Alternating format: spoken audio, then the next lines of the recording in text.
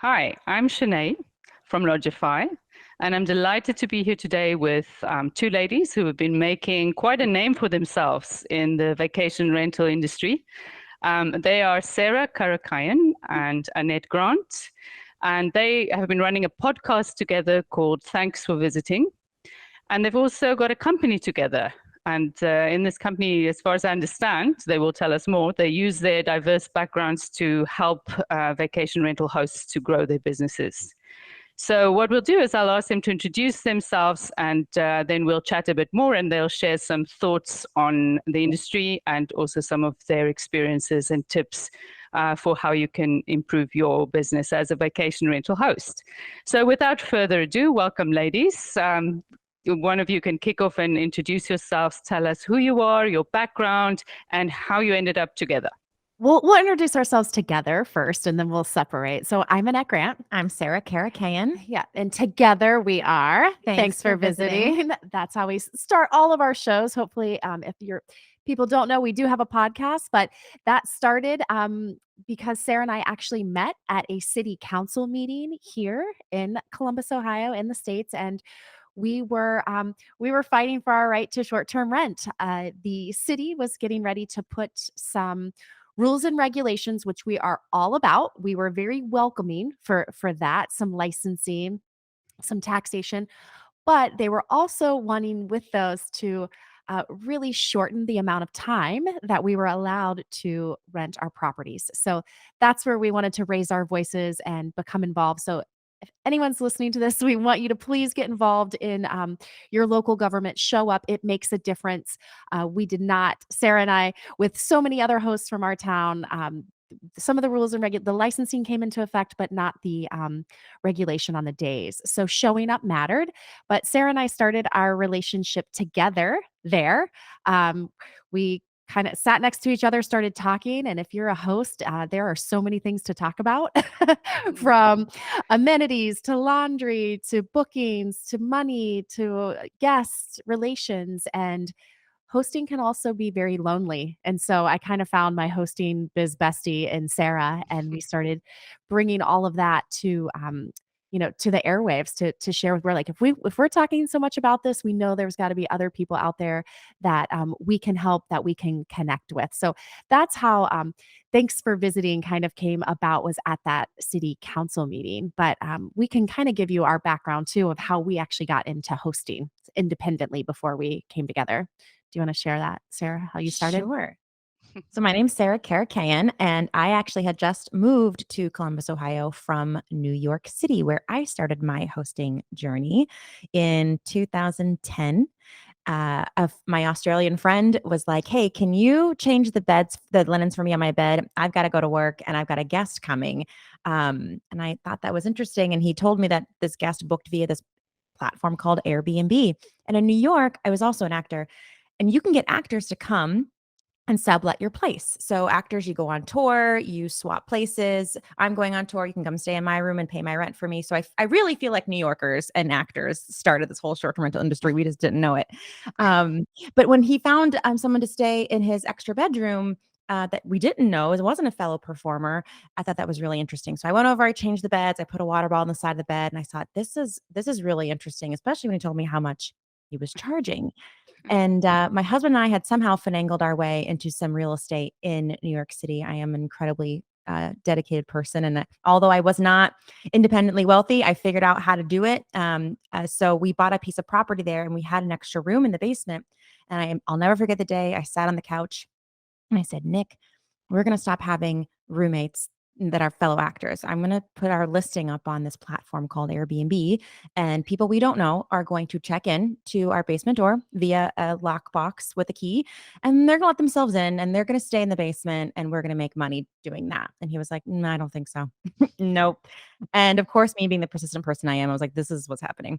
And it happened. And we not only paid our mortgage, but we also cash flowed. And I was able to give my friends jobs, turning the place over. And I just quickly fell in love with all of this. I could marry my love of real estate, and I love to clean, and I love to manage things. And so it was just the perfect storm for me. And I also, yeah, like I said, loved investing in real estate, but in New York, it's really tough to grow there. Not impossible, but it's harder. So we decided to take our profits from that home. We sold it as an operating short-term rental, so that added value to that property, immense value in a short amount of time. And we brought it to the Midwest, where property is much more affordable. Mm. And we decided to start our investing journey here with short-term rentals. And so I also manage for others, but my goal is to supersede how much, I manage for others versus properties that I own. I'd like to own all the properties that I manage. That's my personal goal. And then, of course, I met Annette, who had a totally different introduction into the short term rental world. And that is also why our conversations are so rich, because it's not just one perspective. So, Annette, I'll let you take over. Yeah, and my start is very different. Like Sarah said, I actually was also in a career, and I like to say I got quit, aka, they let me go and I didn't know what was next. But I had a friend who was a real estate developer and did have around 1,000 apartments in the town that we live in. And I was talking to him about the shared economy. And I was like, hey, I think after having all my eggs in this one basket, that the career that I was in for so long, I think I want to try some new things. I think I want to do some shared economy stuff and just kind of dabble and see what's next. I had been going to an office for like, you know, 15 years. So I was like, how do I not get to have to go to an office every day? And he had some extra properties. I was like, let's try this in one of yours and see how it goes. And it was a fabulous apartment downtown. And I was like, who really comes here? Let's just try it. We'll try it for 3 months and see what happens. Listed it immediately, and bookings, like, my phone was just, dinging all over the place. I'm like, what's going on? Um, Made incredible amount of money, but we made sure the place was very well designed. It was ready for those guests, and I was just like blown away. And so was he. We did one. I thought I was going to be trying to figure out what my next step was. I was dabbling in a couple other businesses, but we did one. And he was like, "Hey, I've got another place that's vacant. Do you want to do that one?" We did two. Hey, I've got another one. We did three, did four. Um, and they were all successful. And I truly, I mean, I believe it was like our design, my hospitality, the location. There was all of these things together. It just wasn't like, hey, you open one and it's going to be successful. We put a lot of time and effort into it. But that's where my story is so much different than Sarah's, because I wasn't the actual investor in those properties. The developer and myself did a profit sharing. um, it wasn't arbitrage. I didn't arbitrage with him. We did strictly profit sharing. So that was a cool experience for me to get into the sharing economy. And I figured that what happened then is it was the number one thing while I was on this journey to find out what was next. And that was like my stopgap. It was everything friends, family, acquaintances, old business partners asked me about. They all wanted to know about short term renting. How do you do it? Can you make money? And I was like, wait a second. This is in itself a business educating hosts, because that's when I met Sarah, and we were like, wait a second, we really need to up level what it means to be a host. It isn't throwing beds, you know, in a room or renting a place and just re-renting it out. It really it's hospitality. People are coming to your homes, they're spending their hard-earned money. You need to provide a safe, secure, hospitable place for these guests. And that is Sarah and I's mission combined now, is just to up level the whole entire short-term rental industry. Vacation rentals have been around forever, and we're trying to merge those vacation rental and short-term rental slash Airbnb worlds together and create amazing hospitality. Fantastic. I mean, that's amazing. It sounds like short-term rentals almost found you, both of you, isn't it? No, Exactly. your journeys are really interesting. So, I mean, you've answered it to some extent, but there are lots of people giving advice, in this industry. There are a lot of super hosts. There are a lot of people giving podcasts. What is it that you think that you bring that is different? What's your unique selling point that you offer? Mhm. Number 1, I think, it's obvious, but we're still gonna state it because it's a mission of ours. We are females in the space, then we want there to be more women investors, period. There's a lot of voices, and that's one of our unique selling right there is we do have a predominantly a large group of female real estate investors that listen to us. This is them building their portfolio for their generational wealth. So it isn't just a property to make some money for right now. So it's really how does this help continue to build on their entire portfolio. So that's one thing I think that differentiates us. It's not we are not passive income either. That is this is part-time but all the time, we like to say. And I think our honesty in that is something that we bring, our voices bring to the industry for sure. I What like do to you say. mean? Sorry to interrupt, but what do you mean with part-time all the time exactly?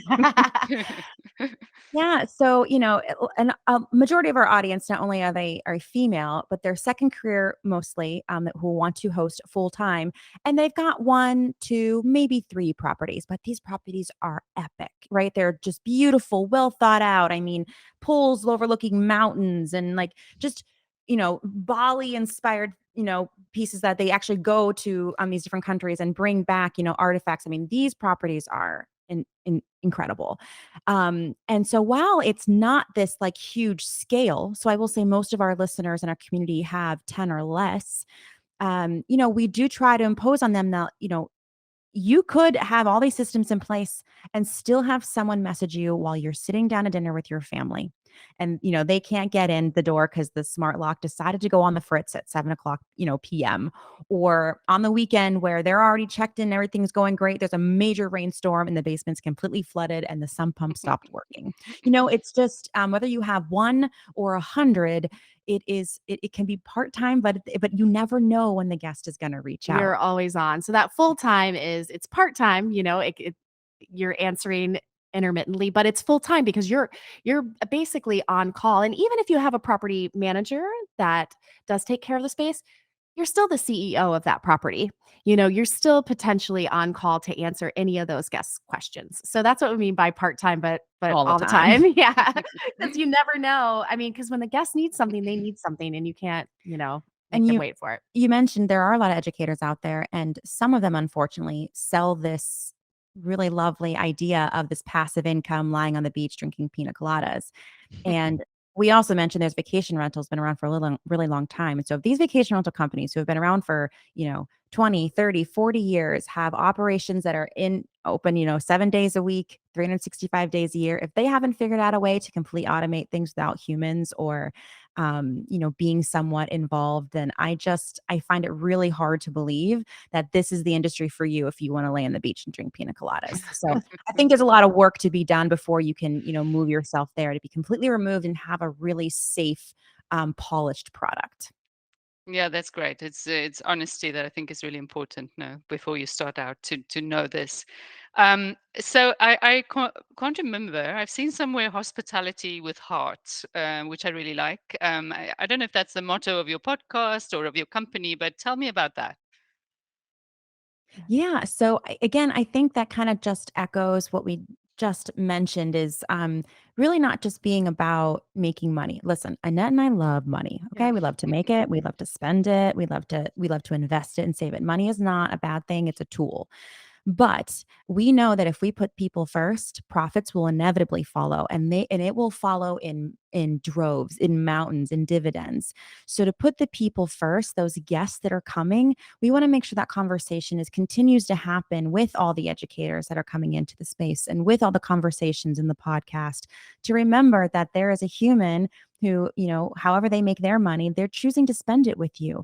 And they're not wondering if your place is safe, if you've got carbon monoxide detectors or smoke detectors, or if the trips and fall hazards that have been, looked after by you and your team, or, whether the hot tub has been, properly cleaned and the chemicals are balanced. They're not thinking of those things. They're assuming those things are in place.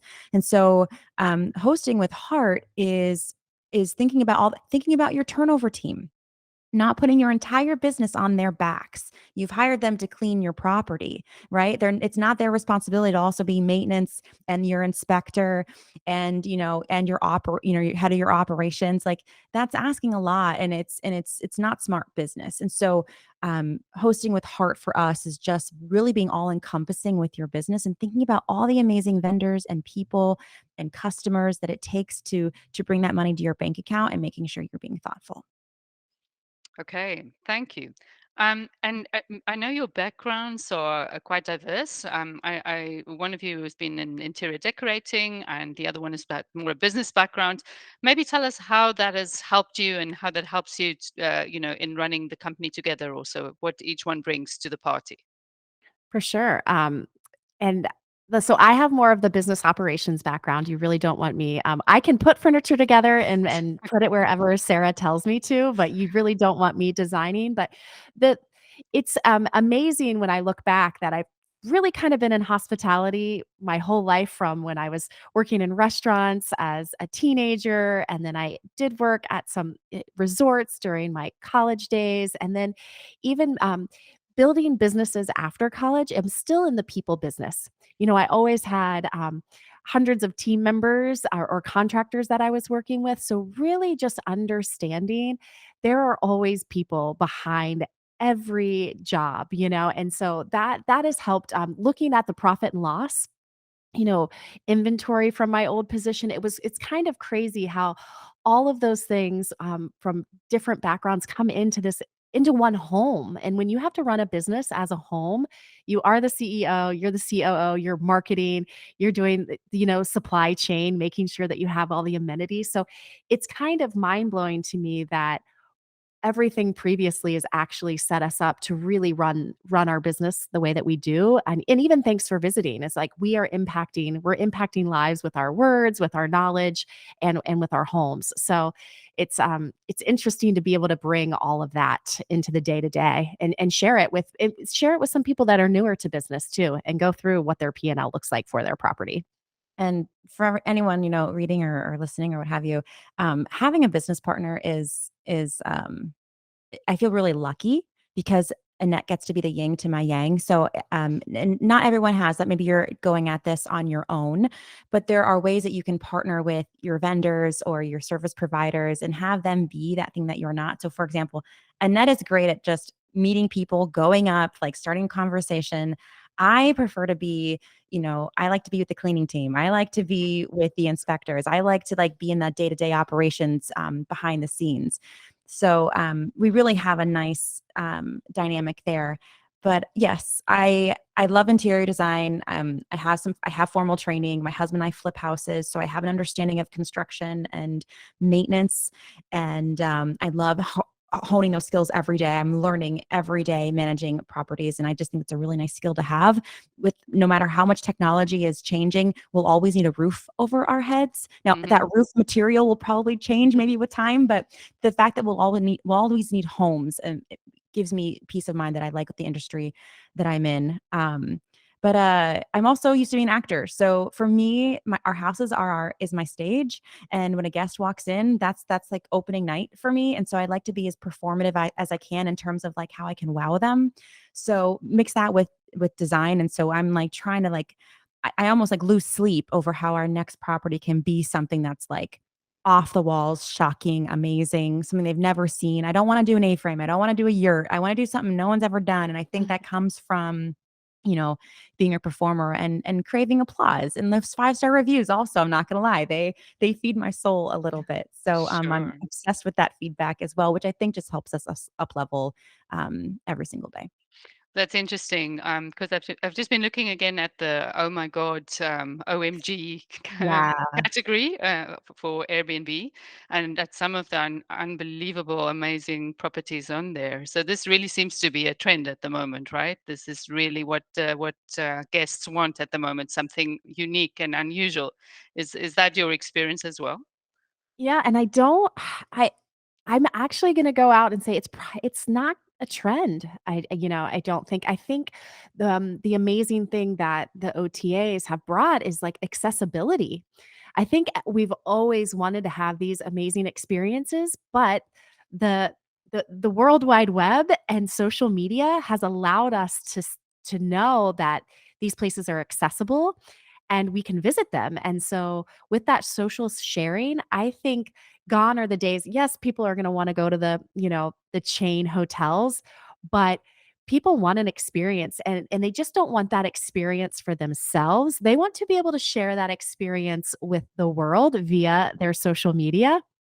So there's definitely just been the shift of, there's no longer taking your family photos and just having them in albums at home. You can share your travels with everyone. And so I think those OMG properties, the experience of short-term rental of, Airbnb, they're just going to continue to be more of the norm because of how travel is changing and how social media has changed the way that we travel. So we're excited about that. It's no longer one person having all the Marriott points and that's where they go for vacation. Or hey, we go to this one lake house every year. Every year. Everything is so much accessible from, just being able to book so much travel online and then being able to see what everybody else is doing. It's like, wait, I want to go there. I want to do that. So I think the trend is the new norm. And I do think that COVID actually did help to kind of escalate that now with work from anywhere. So I think things have really been pleasantly, after some not so pleasant things turned on its head for the industry, will be good in the long term. Yeah, no, interesting. I'm going to turn back to you, Sarah, about the interior decorating. Maybe I know this is quite a mouthful and quite a tall order, but for people starting out for the first time, not knowing where to start when it comes to decorating their first vacation rental, do you have some basic tips of how to get started? Do I ever? Yes. Yes. I Number one is, of course, you want your place to be well decorated, but we need to get people in the home first. So how do we do that? How do we communicate to get people in the home? Well, it's your listing. But even before that, what is the first thing they see when they're, either Googling something or going to an OTA? It's your hero image, right? It's that first image that they see. So that image you select is incredibly important. Now, sometimes that might be an interior shot. Sometimes that might be an exterior shot. And I think the best way to decide is to see who you're stacked up against, who shows up when you look for your own property, who's next door to you, who's across the street, and how can the colors of your photo stand out against theirs or draw them into your place. So that's number one. Number two, some really easy tips. We love wallpaper.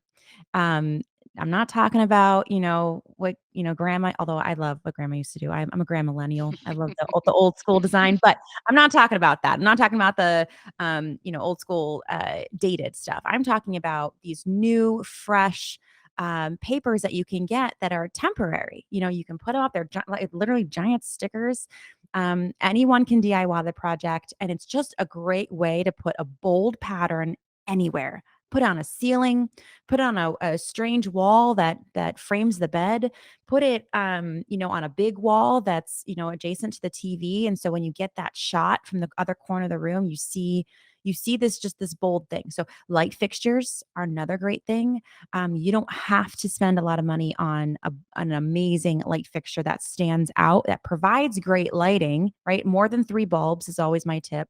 Make sure you're getting soft white bulbs, not those harsh daylight blue bulbs, and do something unique that really like leans into that feel you want your space to have. And my third favorite tip is with curtains. So curtains aren't just a great way to elevate your space with something interesting, either color or pattern, but you can make your windows look more prominent by hanging the curtain rod higher and wider than your actual window is. But they also provide light filtering, or they can do blackout curtains for your space. And we have to try to please everyone that comes into our space, or at least do our best. And so if your curtains can also provide design with bold prints, whatever, make your windows look more impressive and block the light out so that they can sleep in if they want to. I mean, how cool is that? And finally, they're easy to clean. So I really love curtains as a way to level up your space. Great tips. That's yeah, fantastic. So the other thing that I'd like to ask is mistakes, the common mistakes that you see, and maybe some that you may have made when you first started, and that you've learned from that you'd like to share. I will be honest, having locks, remote locks, and not changing them for every guest. I I did that, I'm not gonna lie. Having smart locks and, not making them smart. Let them work for you. That was it's something we hear all the time of people using the same codes. Just because it hasn't happened doesn't mean it's not going to happen. A guest coming back. And what's so great about these smart locks is you can set them for check-in and for checkout. It helps you regulate, when people are coming in and out of the space, and a huge security function. So that was number one, is having smart locks, not using them smartly, but then also having, for when it comes to locks, not having a backup for my backup. So having smart locks, but still having that physical key somewhere on the property. So if Mm. for some reason the smart lock would go down, you have a secondary key for that guest. And then obviously you also having it, but backups for your backups, especially when it comes to the locks. And please make sure you're changing them. Don't make some of the mistakes that I made and, not changing them and maybe having, someone accidentally walk in on another guest. You don't want that happening. Or a guest coming back, to maybe take things from a new guest. So please change them. We hear it all the time. Or if it's a physical key, they hide the physical key in the same exact spot for 20 years. It's like, oh my gosh, this is a nightmare. So that's one of my mess ups that I would just encourage. They're so easy now to automate, and just please do that. Yeah, I've made so many. I'm trying to pick which one I want to share with your audience. I think the one that I would love for your audience to learn from is not being completely obsessed with inviting your guests back. Getting that guest who already understands your space, already knows your space.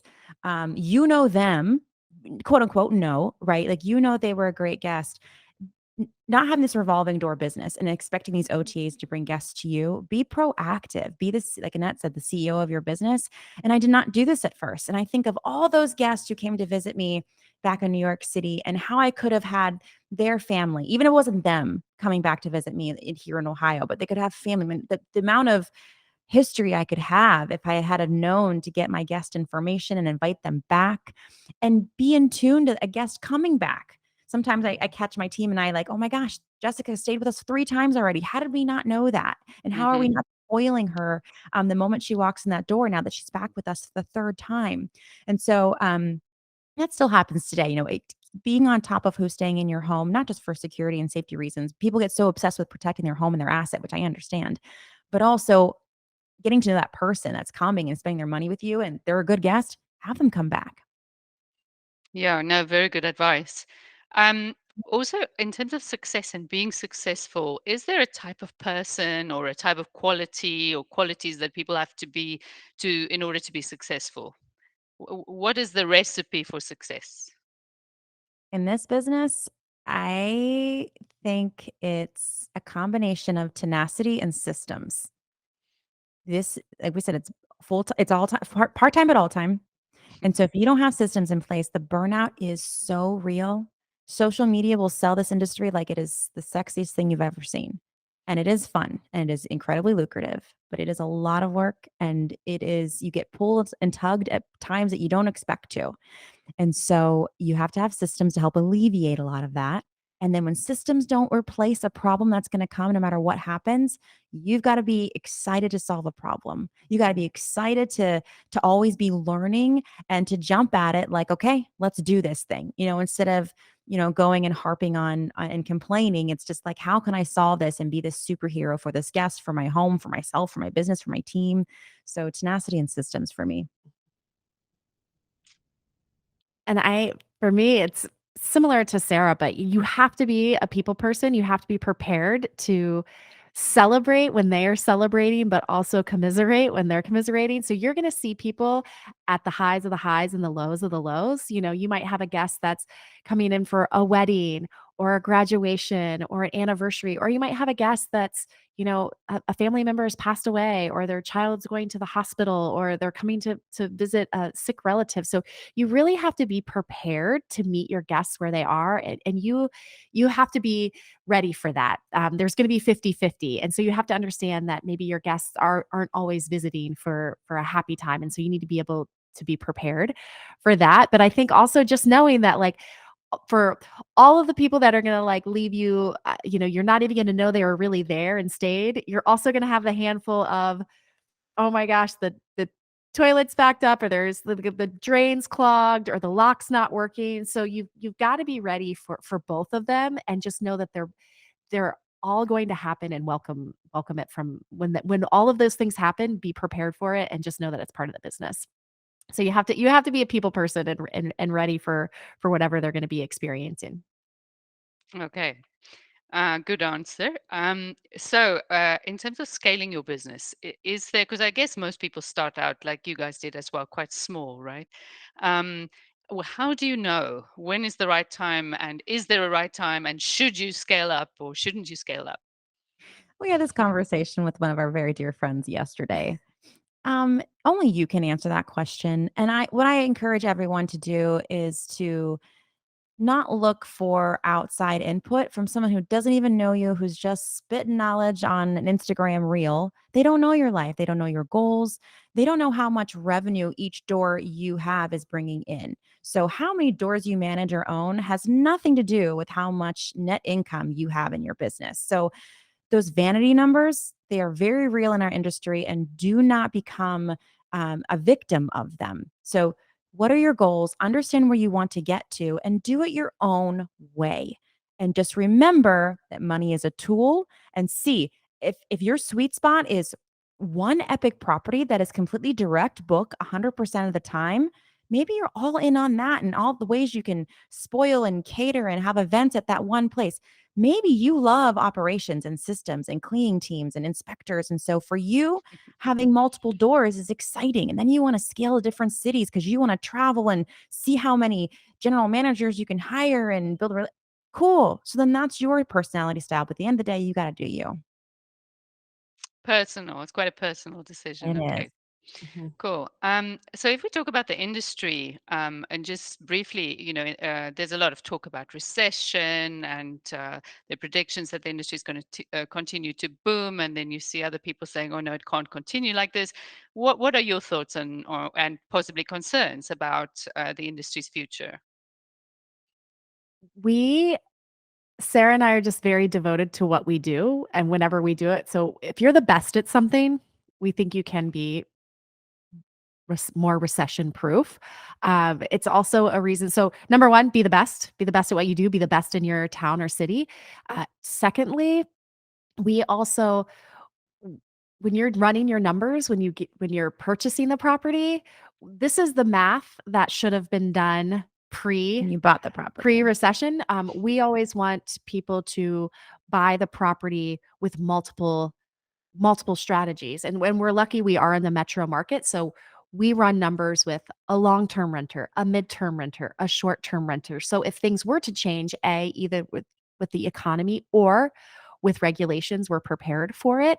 But again, we believe that it, property are assets. So even if someone needs to sell this asset due to the recession, we're hopeful they're going to win in the end. So even if that's worst case scenario, which would be selling your property, there should be hopefully some advantages to them. So we just want everybody to maintain that standard. And we think right now, this is a time for people to actually stay steadfast with their rates and not drop them. It's not a race to the bottom right now.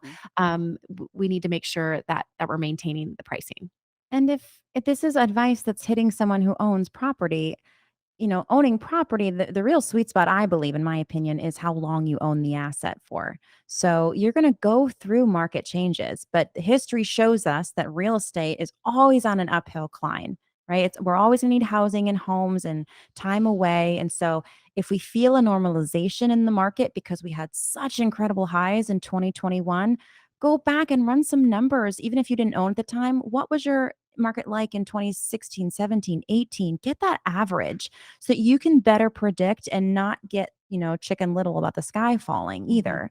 Mhm. And that being said, make sure you've got, what is it, 6 to 8 months of operational cash stowed away. Do not be caught, running your business on a month to month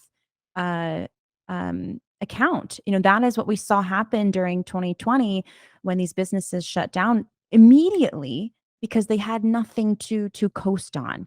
And so that's not, whether you own or you're a manager or you're doing rental arbitrage, make sure that you are preparing 6, 8 months out. And that's just good business, practice. Principles. Yes. Talking about Airbnb, we talked briefly about their categories in the beginning and OMG, but it was quite controversial, the latest summer release and what they did to the categories. And I know there's been talk about them addressing that. What's been your experience after? Has it affected the new summer release, your rentals? And what's your advice for people in this regard?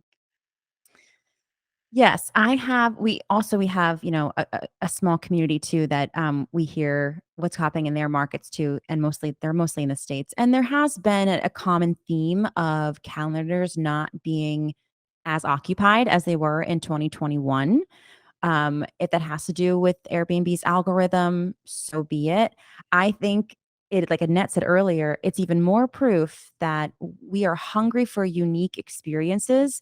The fact that Airbnb is putting all their resources and money into categorizing these unique homes, whether they're OMGs or A-frames or homes with grand pianos, like whatever that is, for that to really help you, pivot in your business or zhuzh, as I like to say, your rental, so that you can take a cue from these people who have a lot more research and marketing money than we do to have that affect your business. But I go back to stop relying on Airbnb to bring you your leads. Yeah. So we continue to do that. And if you do that, you're a travel agent. You're not a hospitality owner. They are a lead generator for you, but you can pick up the phone, you can make calls to your local establishments, build relationships, and get your own bookings. Now, especially, is a time to take matters into your own hands. Cool. Okay, so maybe now's the time for you to tell us a little bit about what else you're planning, because I know there's a workshop or a master's course or something afoot. Do you want to tell us about that? Sure. Sarah and I host workshops often, and they are free. We encourage you. We go over a lot of the mistakes that we made. We went over one of them here, but we encourage anybody that is a current host, wants to, wannabe host, a property manager to please join us, and they can find that workshop. It's at www.thanksforvisiting.me/workshop. And then obviously we have our podcast. And so we bring out new episodes every single week there. And that's wherever you find your podcast. And then we're also on YouTube. But yeah, inside, after our workshop, we do make an offer. We have an amazing private community, and it's our hosting business mastery community, and we have a course and then a membership along with that. So really, we all of the information that we go over, like on our podcast, on our workshops, on our Instagram, we dive way deeper. We go one on one with hosts. We dive into their numbers, we dive into their listings, we dive into their real time questions. And so it's a great community of hosts that we're building, and just again up leveling what it means to be a host, and in turn that's a better for the whole ecosystem, and especially all of the guests that are staying with us and all of our community members. Fantastic. Thank you. And so is there anything that you would like to raise that we didn't talk about? I know we talked about a lot. I think no, you had some fantastic questions. Number one, and no, I just encourage everyone to. The cool thing about being a business owner, whether you're managing your own property that you own or property that you manage for someone else, is that you get to put a bit of you into it, right? And that's what makes your business unique, just as unique as your home is. And so to really look inside yourself and see what's important to you, what issues matter to you, and if you can communicate that into your property, into your messaging, into that relationship, my gosh, are you going to have a really unique experience for travelers? And one thing that we didn't go over that I really do encourage, and Sarah and I are so lucky because we do have each other. If you are a host, find a community. We're always welcoming people in our community, but go to those meetups in your town, meet another host. I have been absolutely blown away. I thought all of my relationships would be with guests that stayed with me, and now all of my circle of friends are now hosts. And so, it's an amazing connection to be able to connect with other people. It helps if you have a hosting buddy in your town, if you're booked and you have a regular coming back. But seriously, it will add so much more to this amazing business if you can meet that hosting best friend that you can just sit down with, have a cup of coffee, talk about your business with. I just encourage you to meet another host and create a relationship with them. It'll pay dividends. I think that's part of your appeal is it feels like you're talking to your best friend almost, isn't it? Mhm. It's you create such a buzz about it, and it's it's you've got so much passion for the industry that you're sharing. So thank you so much for sharing your time and your ideas and insights and tips with us. I'm sure our listeners or our viewers will really learn a lot from you. So thanks a lot, and looking forward to seeing what you get up to next. Awesome. Thank Thank you so you. much.